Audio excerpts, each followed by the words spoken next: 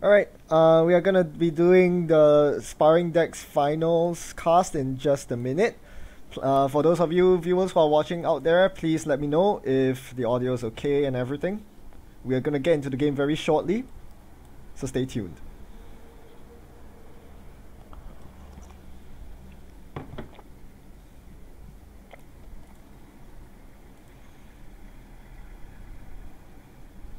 Awesome, thanks Jim. I always know you can count on you to help do a comms check and everything. Okay, for those of you who remember, in our semi-finals we saw Tolasin and Soul Assassin both win their respective games to make the grand finals. Soul Assassin came in a second seed, but bested by Tolasin, who was first seed, if I remember correctly. So Tolasin gets to decide which side to play in the very first match. Oh, and we're going to the competitive lobby. Spicy. Okay, the screen's not up. Give me a second.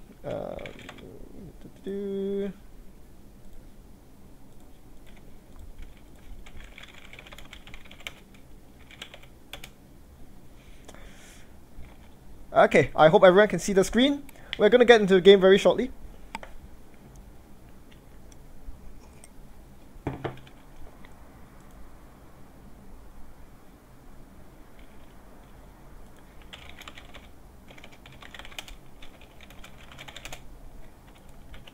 Alright, so we are gonna see a very classic matchup here. Tolasin has chosen to corp and will be piloting the Sparring CTM deck versus Soul Assassin's choice of the Sparring Anarch deck, which is Alice Merchant. I think Tolasin has a very good opening hand here with AR Enhanced Security and Pack Campaign the opening hand. I would expect they will keep their hand and turn 1 install both cards and play 1 ice on either central. For Soul Assassin, probably HQ I must say. Soul Assassin on the other hand has a pretty awful hand. I would not keep that hand if I were them. No money, no draw. I think that's a pretty instant mulligan. It could be tempting to keep the Imp just to control NBN's assets. Knowing that there's no hard hitting news, you know, that might be good. But yeah, this is not very good. They mull into daily casts, which is eh. So interestingly, Tolasin doesn't do the double asset install here. I would have put the AR Enhanced with the Pack Campaign, but I guess they're expecting Soul Assassin to play a bit aggressively here, so that could be interesting. The other thing to note is that Tolasin is a lot more experienced at this matchup against than I am. I think it's also a good idea to ice HQ and Archives here because you don't want to bleed any cards to the runner. Because Imp and Alice's ability will do that. So if you open with 2 ice, doing this is just fine, I think. So because of the Hacktivist that was played by Soul Assassin, the Pack Campaign is not going to be res. Tolasin chooses not to res it here. Instead, they're going to draw up and play Hedge Fund. Now, drawing cards is very underrated. Click to draw is a very powerful action, and a CTM you want to be doing that quite a fair bit, because that way you can find more assets to install. So next turn here, if I were Tolasin, I'm definitely both AR Enhanced Security and the Pack Campaign as assets. Well, never mind, the AR Enhanced gets stolen. That's a bit of a pity. Again, this is why I like to see an early aggressive AR Enhanced install. You imagine if Tolasin had installed the AR Security instead of the Pack Campaign as their first asset, this game would be a lot more different. Getting a turn 2 I should say, AR Enhanced Security is a big boon for CTM. But props to Soul Assassin, they are playing very aggressively and they denied the AR Enhanced Security because of that. So I really like the aggressive play here, getting the agendas in the correct place and even getting another agenda of R&D. This is working out very well for Soul Assassin. You'll notice they are playing very aggressively also partially because they had a very bad opening hand. Now, I think if I were Soul Assassin, I would actually play the Bagat before running HQ. I think it's a bit of a waste that they're running HQ without the Bagat out. You know, inverted commas waste. But that's fine. They're still doing very well. They've stolen 2 agendas, and that's a very big deal. Especially the Quantum model, because you'd rather steal that early when the Corp doesn't have many ways to tag you just yet. Tolasin continues installing a bunch of cards here, including the 15 minutes, which is disguised on the Member Virtual Tour, so punishing Soul Assassin if they choose to run that remote.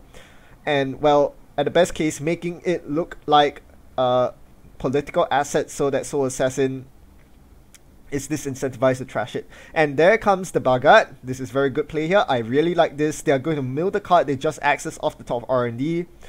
Unfortunately, it gives Tolasin lots of money as they run through the pop-up window. I really like the pop-up window on HQ here, but Tolasin is going to get milled out pretty quickly if they don't find any ice. So you see here, Soul Assassin pops back to R&D for a second access because the first card they access was milled by Bagat. So they can basically see two cards with Bagat off R&D as long as R&D isn't ice. So very good play by Soul Assassin here. Now, I love this play by Tolasin. They are getting their priority straight by scoring the 15 minutes and immediately putting their money card, their commercial bankers group, on server 4. This means that Hacktivist is now gone. They can rest the pack campaigns, their commercial bankers group. And yeah, that's really, really good. Unfortunately, because they haven't drawn any ice, Soul Assassin continues to punish Tolasin by running R&D, then swinging over to HQ, getting a Bagat mill, trashing the red herrings off HQ, and rerunning R&D to see another card. They've already stolen 4 agenda points. They've put a lot of things in the bin. I love this super aggressive play by Soul Assassin. It's working out very well. Tolasin here has psychographics but no seesaws, no exchange. So even though Tolasin has the credit lead, he needs to really stem the agenda flood of R&D, otherwise bad things are going to happen. He needs to stall out enough time such that he can start playing seesaws into exchange to swap the 15 minutes in the score area with the global food in Soul Assassin's score area. That would be my priority as Tolasin. So because of that, I think Tolasin made a very good call here to place the Data Raven on R&D and Archangel on HQ. This completely stems the multi-access that Soul Assassin was getting. So Soul Assassin was getting a lot of so-called multi-access because they were milling R&D, accessing R&D first, milling it, and then re-accessing again. So because of that, Soul Assassin was able to get very far. But now they can't exert that level of aggression. So this should work in Tolasin's favor. He's playing something very bold here, going to bury the Biotic Label with Daily Business Show and install a naked AR enhanced security, thinking that Alice wouldn't run it because, yeah, why would they? It's going to be very interesting. They're very poor. They can't really afford to run, so they do not contest the all-important AR enhanced security. This is a huge score for Tolasin. I like their boldness here, not protecting it with any ice, correctly deducing that Soul Assassin's too poor to bother running the remotes. So Tolasin gets the second agenda going. Even though the scoreline is 2-4 in Soul Assassin's favor, I'm actually favoring Tolasin's board state here. Because unlike a lot of the other CTM versus Alice games that we have seen so far, Tolasin's actually has a very good board state setup because they have 2 pack campaigns and a daily business show running, and Soul Assassin can't really contest them anymore. They'll be taking a lot of tags thanks to the enhanced security. They haven't managed to successfully mining accident either, which is a big deal because the mining accidents bad publicity would really help right now. But it looks like they're gonna actually get it off after all. As Soul Assassin runs into an Archangel they can't beat, the Bagat's going to go back in hand, but that's fine because they get to play their mining accident. So we're gonna watch Soul Assassin make a run here. Let's see if they fetch an agenda. This could be huge. They do.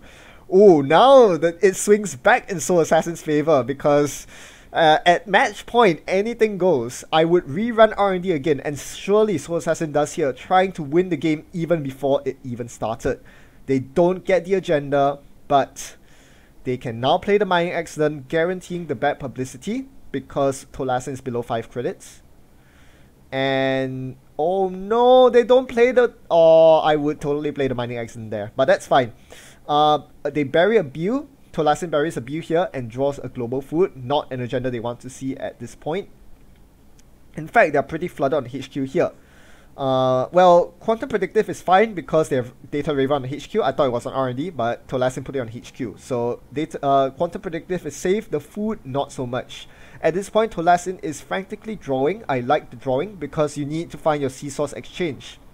There are 2 of each in the deck, I think, but oh, one of them has been milled, so that's a bit unfortunate.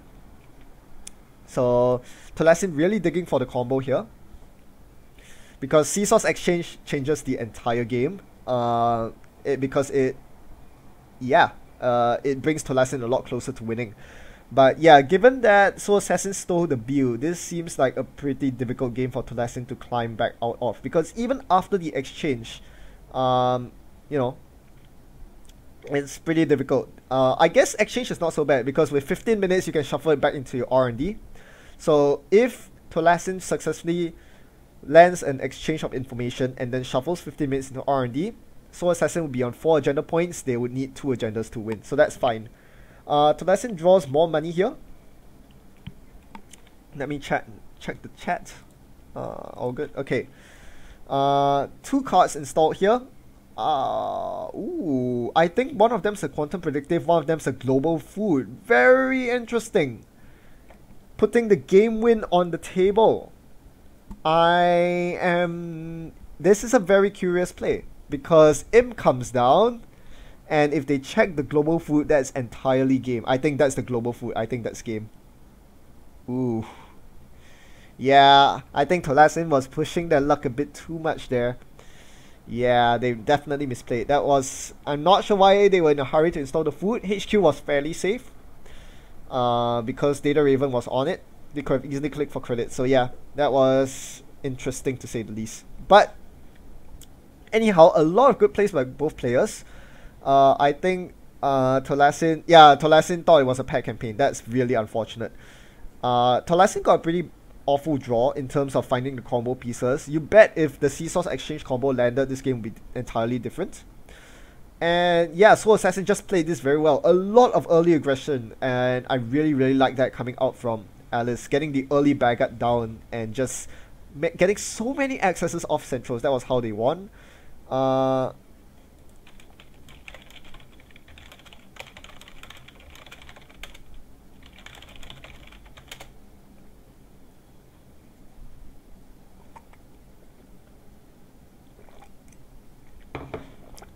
Alright, so victory to Alice Merchant there without installing a single breaker. That is really impressive, but that goes to show how important single accesses are. I think a lot of us are conditioned into not running unless centrals unless there's indexing, some way to get multi-access or some way to get extra mileage like having an imp.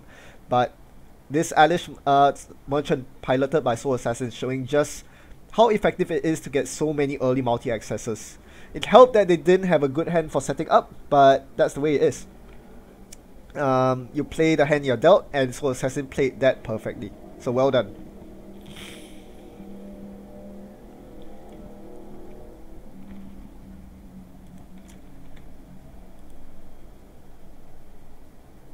So the Seesaws was lost to DBS. That makes sense because yeah, I think Archives was completely locked up. Again, that's something Tolasin did very well. They prioritized and end the run on Archives so that they would never get an Alice Merchant trigger.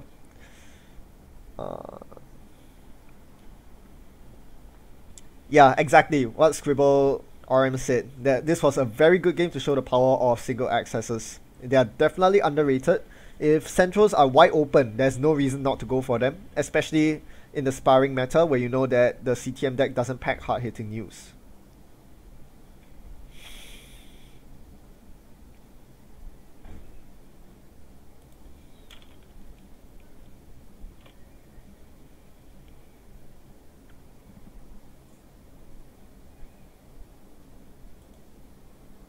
Alright, give us a couple of minutes while we set up the next game. Yeah, so I would also have played the Mining Accidents. I really didn't see a reason not to. Perhaps they were playing around a possible Seesaws exchange combo. It's hard to tell, but yeah, I'm not sure how the credit levels were back then. But given that Tolasin had very few cards in their hand, I think they were on only 2 cards in HQ at that point. I think the chances of them having the full combo is very low, so I would definitely have still played the Mining Accident. Yeah.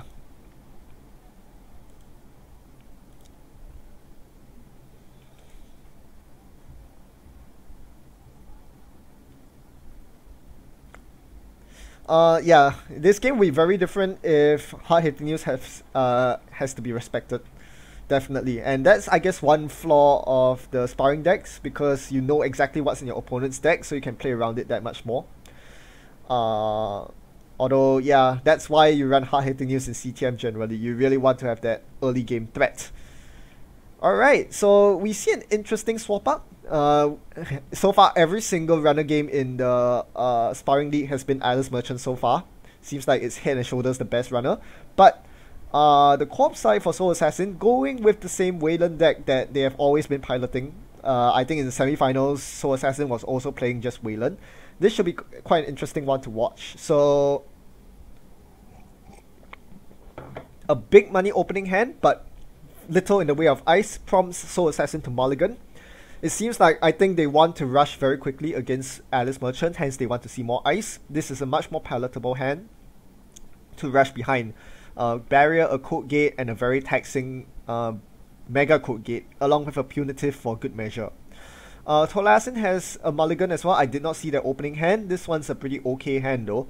Most importantly, they have Turning Wheel, which can set them up for a very early aggressive bunch of runs on HQ. So, you know, I think turn 1 here I would gamble, set up with Gamble and Daily Cast as Alice Merchant, and then turn 2 start going ham on centrals with Imp and Turning Wheel. For Soul Assassin, it will be quite interesting. I'm not sure what their plan is. They could possibly leave HQ open. Yeah, DNA Tracker on R&D. Nope, they're not leaving HQ open. Ice Walls go straight on HQ, and yeah, you ice up archives here. Oh.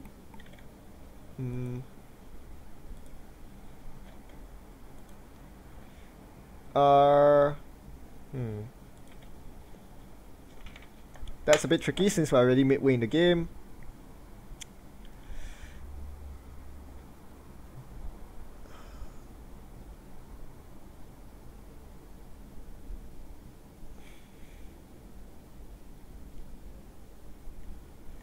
Alright, bunch of very aggressive runs on centrals, as Tolasin rightfully does. I would have installed the Turning Wheel there, but no biggie, not a big difference. So yeah, Tolasin went down to a very low credit level there to res those ice, and that comes at the cost of the IPO. They are not able to play IPO as quickly as they would have liked. So Assassin doesn't res here. They're gonna get a card off the top of R&D here. Tolasin gets the global food. Ooh. Oh, that's fine. They are rich enough to avoid the punitive. So rerun on R&D. Again, I would have liked to see more mileage off Imp or Turning Wheel, but again, single accesses early are good, as we saw the last game. So I like this play from Tolasin. The question is, does Soul Assassin go for the value punitive here? I think they don't. I think they would rather play the IPO. Oh yeah, they can still play the IPO, that's fine. Wayland, BABW coming in clutch, giving them enough credits to do so. Ooh. Oh, that's game. Wait. Oh, that was enough money. The Beanstalk gave them enough money to double punitive. I did not realize this. Well, this was the quickest set of games in the entire history of sparring decks. Not that that's saying much.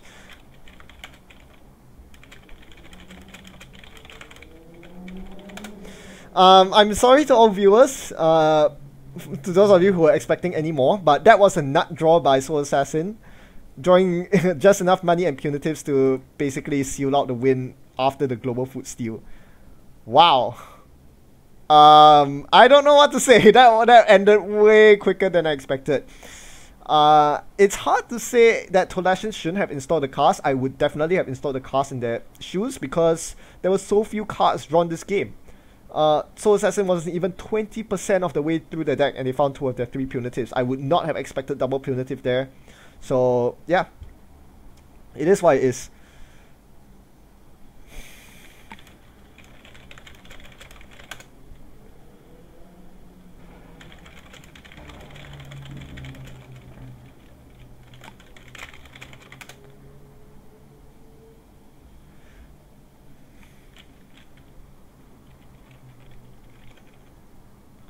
Yeah, I really like the early aggressive play by Tolasin because early game is typically when you can get away with stealing global foods, knowing that the corp probably hasn't drawn double punitive yet. So I think Tolasin played that perfectly correctly.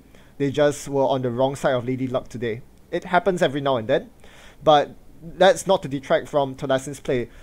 Even though they lost 0-2 today, I think they played very well. A lot of good plays, a lot of aggressive runs to delay the IPO, which would have made things worse. So I really like Tolasin's play here. And props to Soul Assassin, knowing exactly where to put the ice. Again, if they had DNA tracker on, say, HQ instead of R&D, they wouldn't have gotten the punitive flatline. So, you know, all these things really adding up. And yeah, Soul Assassin just came out on top today. So sorry, this stream was very underwhelming, but hey, the clutchest beanstalk it is. Yeah, congratulations to Soul Assassin for a well-deserved victory, and commiserations to Tolasin, a very stunning performance. Coming in second is no mean feat. To the rest of you, I have something prepared in the event that, yeah, there are 32 of you watching, but, you know, even though we don't have any more games, I'd like to show you all something regarding the latest progress of sparring decks. Now, if only I can actually do this properly. Okay, let's select everything and use the fade animation because everyone loves the fade animation. Okay, so looking back at the sparring deck that has been used for the sparring decks that have been used for the Teaching League. So far, we have played, or rather, according to FightingWalloon stats, 191 recorded games played by 43 players using these sparring decks. Seems like people love the decks enough to play them this many times. So thank you everyone who has participated in the league. Judging by the stats, there were 1 viable runner and 3 viable corp decks. That is Alice Merchant along with all the other corps except for Architects of Tomorrow. So this is a bit unfortunate that I wasn't able... I would say a good benchmark for me to hit would be 2 on each side being viable. So at least players would have the choice of decks, whether they're playing runner or corp.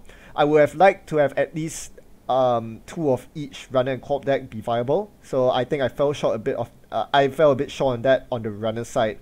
I personally thought the Haley deck is powerful, but perhaps I misjudged it. Perhaps it cannot really keep up with CTM. So I think that's the main problem there. So yeah, unfortunately, the Lilo deck was obviously a lost cause, as many of you who have played it might know. But I think the Haley deck definitely had potential. I just deliberately put some weaker cards there, knowing that it had strong remote locking potential, but I was mistaken, I guess. Or maybe the Teaching League players found it really hard to pilot.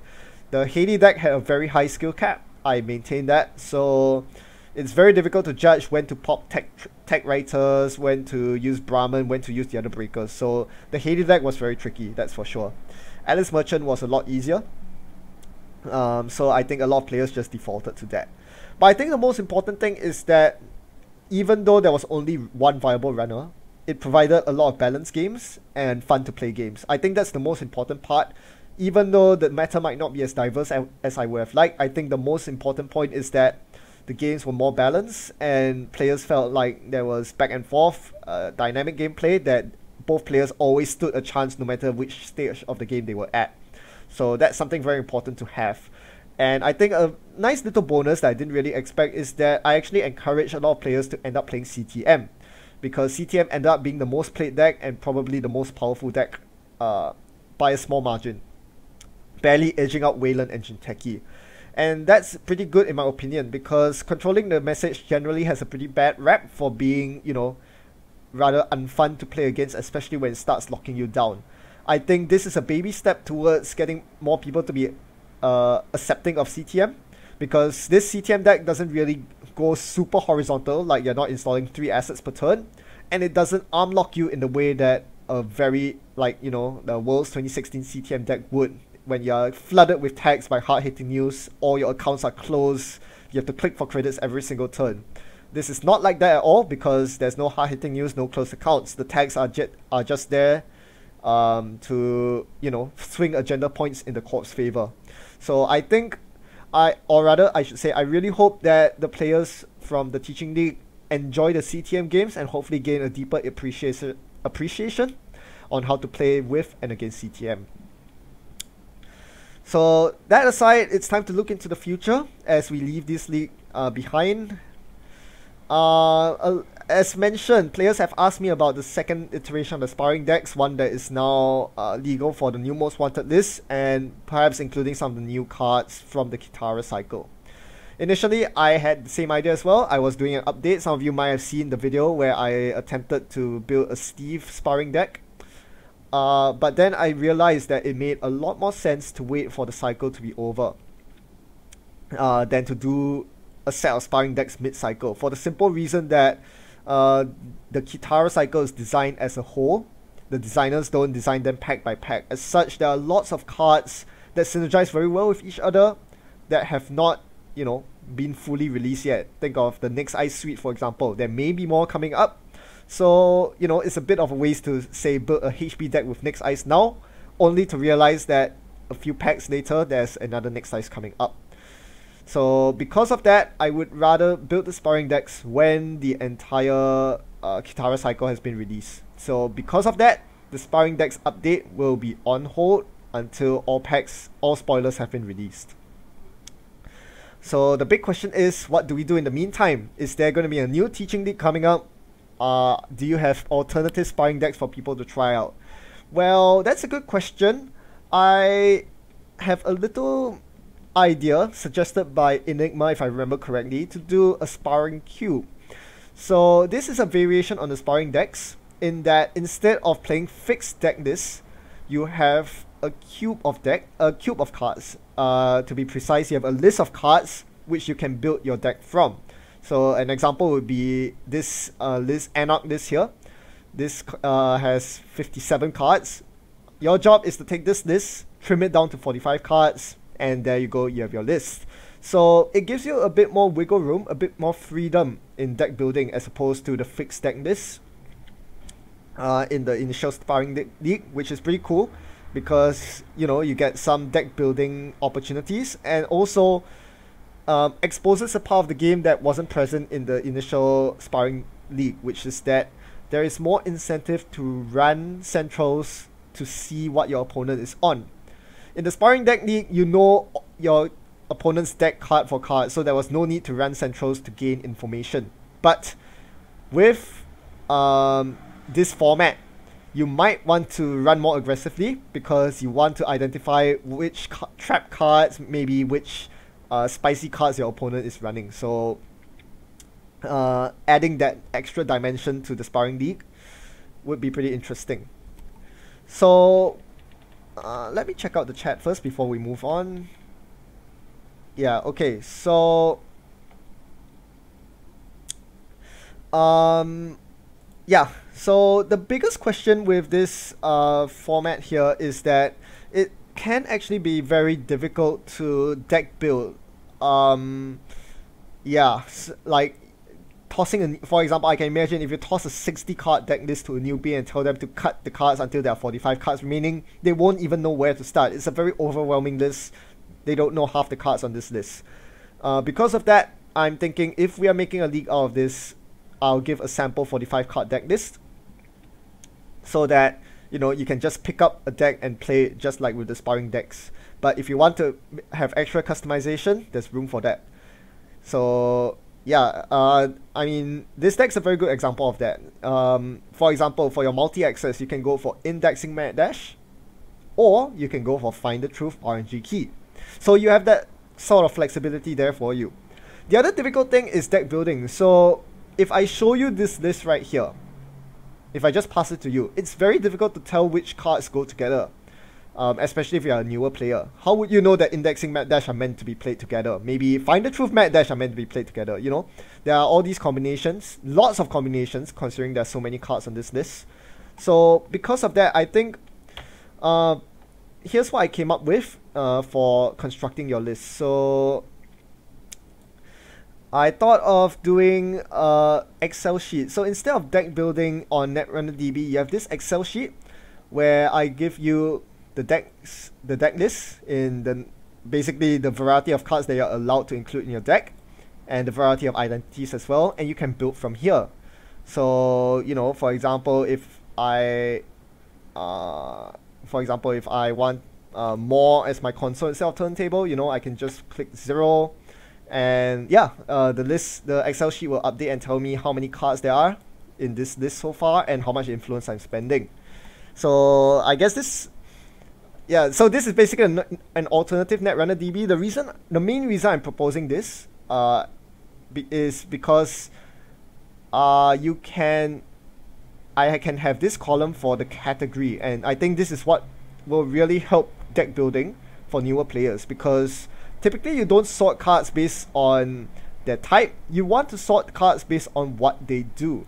So if I sort them by their category here, we can easily see which cards are draw cards, which cards are econ cards, and which cards are breakers. That way we know which cards need to be kept. For example, in this list, I would recommend that you keep all your icebreakers, all your draw, and all your econ. Instead, if you're making cuts, you should be cutting from the utility cards. So I think this is a lot more informative for newer players for deck building. And yeah, the auto update just makes it a lot easier to, you know, tweak the list and to see whether the list is legal. Because the other thing that the Netrunner DB will not allow you to do is that it won't tell you whether the list is compliant with the sparring requirements. Because obviously, if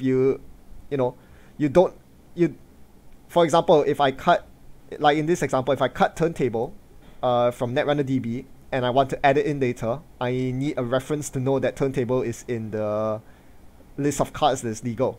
Netrunner DB doesn't tell you that, but this Excel sheet will, because turntable is right here.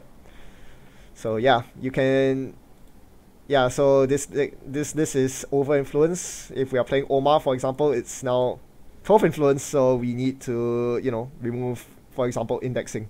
So we can also do that as well. So this is why I like the Excel sheet. The one problem I have with the Excel sheet is that newer players do not know what the cards do. So if I've had words here, what does it do? How does it draw cards? Is it an event? Is it, you know, how many cards does it draw? They can't tell. They need to separately go to Netrunner DB to find the card. This is my only problem with the Excel sheet, because otherwise this seems really perfect for deck building. You know, you just create a legal list. For example, why am I cutting paperclip? You create a legal list here going down to 45 cards, and then you can easily export it to JNet just by copy pasting the list, because that's exactly the JNet format, which is really, really convenient. So if I paste it here, there you go, and type in the identity Omar. There you go, that's the deck right here. So it's actually really convenient for deck building.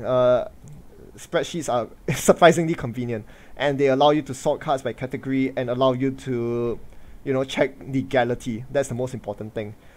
So yeah, what do you think of this idea?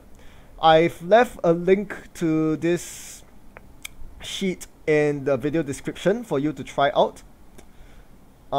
So you can give it a go. It's read only, so you have to go to file and make a copy of it before you can start playing around with the quantities. But I'd like to hear people's opinion on this, and whether providing an Excel sheet like this would be suitable for deck building for the next teaching league.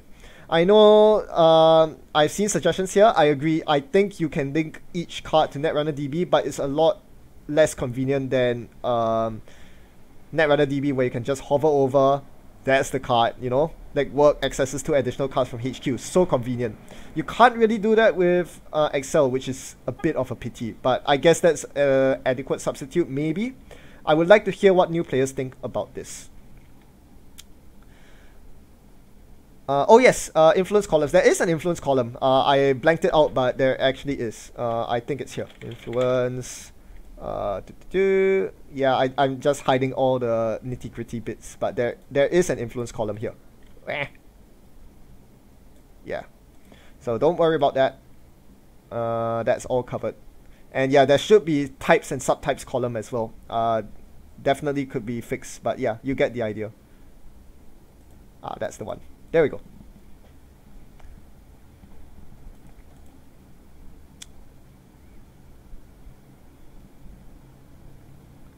Yep. So hopefully I can get some feedback on this. Would love to hear whether this would be suitable for a teaching dig. I do fancy the idea of you know, a sparring cube where each faction gets their own list of cards to choose from, and you can deck build based on that, or you can just pick up a standard sample list that I will create for each faction as well. Yep, that's about it for this video. Thanks to everyone for tuning in, and again, congratulations for Soul Assassin on winning the teaching dig. In the meantime, as always, thanks for watching and happy net running. See you next time. Goodbye.